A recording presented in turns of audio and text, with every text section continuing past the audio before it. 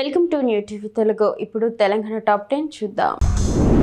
సదాశివపేట ప్రాథమిక సహకార కేంద్రంలోని వరి ధాన్యం కొనుగోలు కేంద్రాన్ని ఎమ్మెల్యే చింతా ప్రభాకర్ ప్రారంభించారు.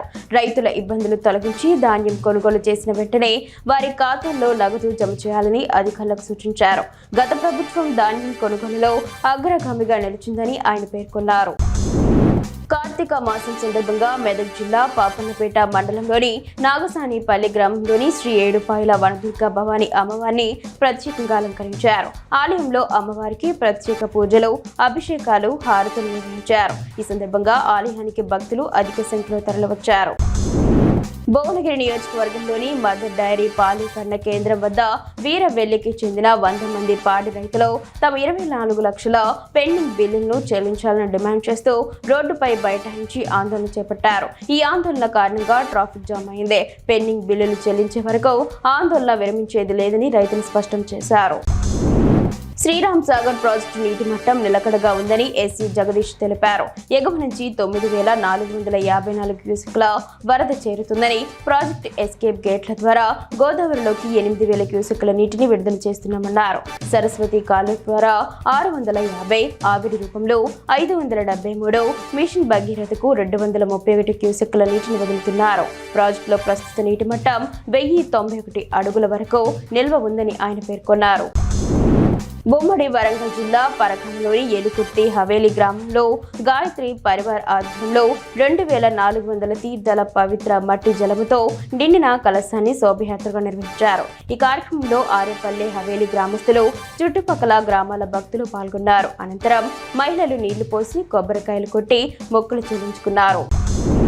మునుగోడు నియోజకవర్గంలోని అంతంపేట నుండి శివన్నగూడెం వెళ్లే దారి గుంతలమయమై కంకర తేలి ప్రజలు తీవ్ర ఇబ్బందులు పడుతున్నారు.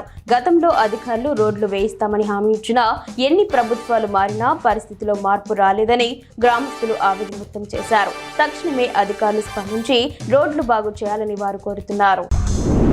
ములుగు జిల్లాలో మంత్రి సీతక్క పర్యటించారు. వెంకటాపూర్ మండలం పాలంపేటలోని రామప్ప రిజర్వాయర్లో 13 కోట్ల రూపాయల నిధులతో 20 ఎకరాల విస్తీర్ణంలో ఐర్లాండ్ నిర్మాణ పనులకు మంత్రి సీతక్క శంకుస్థాపన చేశారు. ఆధ్యాత్మికత ఉట్టిపడేలా ద్వీపం నిర్మాణ పనులు చేపడుతున్నట్లు మంత్రి సీతక్క తెలిపారు. మహబూబాబాద్ జిల్లాలో వరి పంట కోతకు సిద్ధంగా ఉంది. అయితే అకాల వర్షాల వల్ల కొంతమంది రైతుల పంట పొలాలు దెబ్బతిన్నాయి. పంటను సకాలంలో అమ్ముకునే అవకాశాలు తగ్గిపోతాయని రైతులు ఆందోళన చెందుతున్నారు. ప్రభుత్వం వెంటనే వరి కొనుగోలు కేంద్రాలను ప్రారంభించాలని, తద్వారా రైతులకు నష్టాలు తప్పవని వారు విజ్ఞప్తి చేస్తున్నారు. ఉమ్మడి నిజామాబాద్, కామారెడ్డి జిల్లాల రైతులకు వరప్రదాయినిగా నిలుస్తున్న నిజాం కాలం నాటి ఎన్ ఆకారంలోని నిజాం సాగర్ ప్రాజెక్టు ఈ ఖరీఫ్ సీజన్లో వరదలో చరిత్ర సృష్టిస్తోంది. వర్షాకాలంలో ఇప్పటి వరకు 75 రోజులు దాటినా వరద కొనసాగుతోంది. ఒక గేట్ ఇంకా తెరిచి ఉండటం గమనార్హం. ప్రాజెక్టులోకి 2,498 క్యూసెక్ల ఇన్ఫ్లో వస్తుందని ప్రాజెక్టు ఏఈ సాకిర్ తెలిపారు. ఒక గేట్ తెరిచి 2,498 క్యూసెక్ల నీటిని మంజీరా ద్వారా గోదావరిలోకి విడుదల చేస్తున్నట్లు తెలిపారు. మంత్రి జూపల్లి కృష్ణారావు నాగర్ కర్నూలు జిల్లా కొల్లాపూర్ నియోజకవర్గం సోమశిల వద్ద శ్రీశైలం బ్యాక్ వాటర్ కృష్ణా నదిలో 1,00,000 చేప పిల్లలను వదిలారు. ఈ సందర్భంగా ఆయన మాట్లాడుతూ మత్స్యకారులకు ఆర్థికంగా బలోపేతం చేయడానికి సీఎం రేవంత్ రెడ్డి ప్రభుత్వం అనేక పథకాలు ప్రవేశపెట్టి కృషి చేస్తుందని తెలిపారు. 100% సబ్సిడీతో చేప పిల్లలను పంపిణీ చేస్తున్నామని, జిల్లాలో 2.50 కోట్ల చేప పిల్లలు పంపిణీకి ఏర్పాట్లు చేశామని అన్నారు.